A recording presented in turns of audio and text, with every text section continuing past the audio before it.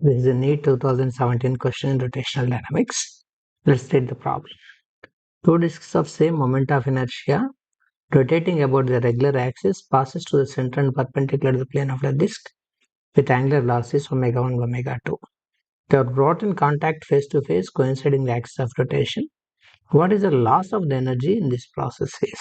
So, there is no external force acting, therefore angular momentum obviously L is conserved. L initial equal to I1 omega 1 plus I2 omega 2, but I'm not writing I1 I2 because disks are having same moment of inertia as given in the problem. So initial angular momentum is I of omega 1 plus omega 2. When they were brought in contact, it is given like they were brought in contact. When they are brought in contact,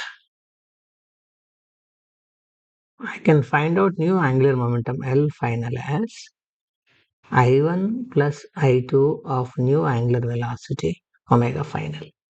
But I1 equal to I2, that is 2I of omega final. Omega, or let me call that final angular velocity as omega. As no external torque is acting, angular momentum is conserved.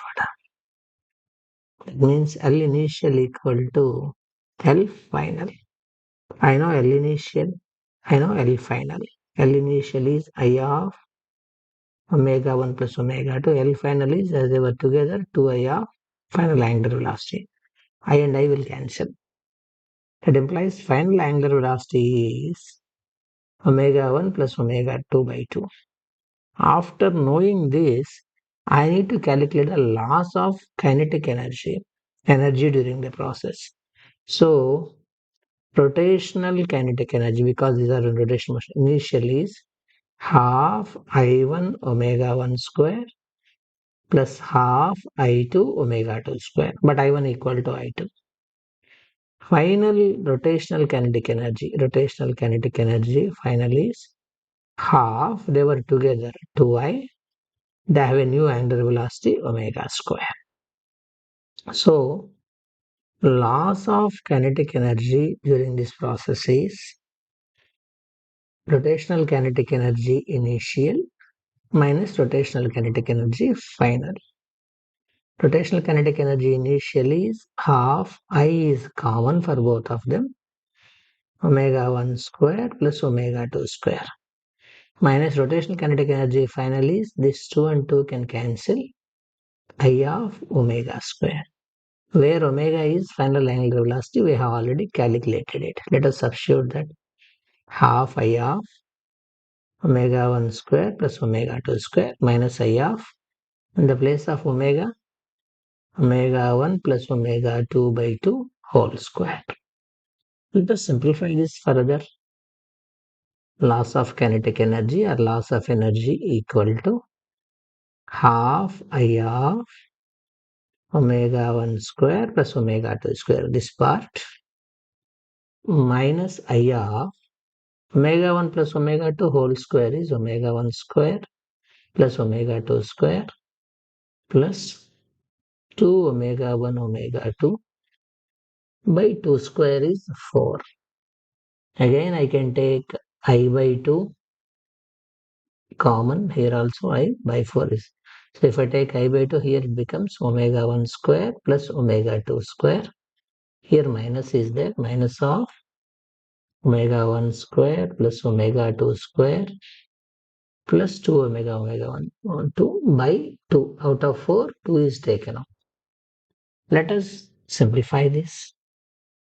I by 2 of, let us take LCM for all this as 2. So this becomes 2 omega 1 square plus 2 omega 2 square. There's a minus, therefore minus omega 1 square minus omega 2 square minus 2 omega 1 omega 2. So I by 2 of 2 omega 1 square minus omega 1 square is omega 1 square. 2 omega 2 square minus omega 2 square is plus omega 2 square minus 2 omega 1 omega 2 by 2. This is I by 2 of omega 1 minus omega 2 whole square by 2 is there. So my answer is I by 4 of omega 1 minus omega 2 whole square. That's the answer for the problem. So this is a very simple problem, though it is having a little bit of a calculation to be done. I have done it in detail. That's why it has taken time. For you, it could have been taken that time. So what we have taken is conservation of angular momentum into consideration. Basing on that, I have found the common angular velocity when they were together. Then I have written the formula for rotational kinetic energy initial, final, and last is nothing but the difference between them. And then further simply I have made mathematical calculation and simplification. Nothing big science there, right? That's how we get this answer. It was given in NEET 2017. Thank you for watching.